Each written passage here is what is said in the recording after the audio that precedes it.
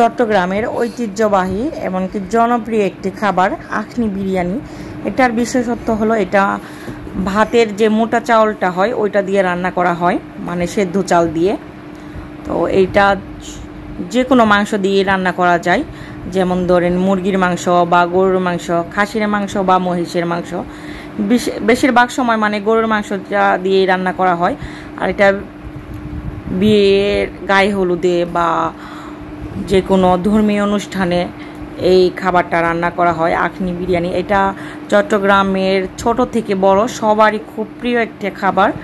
আমরা যখন পোলাওয়ের চাল দিয়ে বিরিয়ানি রান্না করি ওইটা কিন্তু বেশি খাওয়া যায় না, কিন্তু এই আখনি বিরিয়ানিটা ভাতের চাল দিয়ে করাতে পেট ভরে খেতে পারে, মানে খারাপ লাগে না খাওয়ার পর।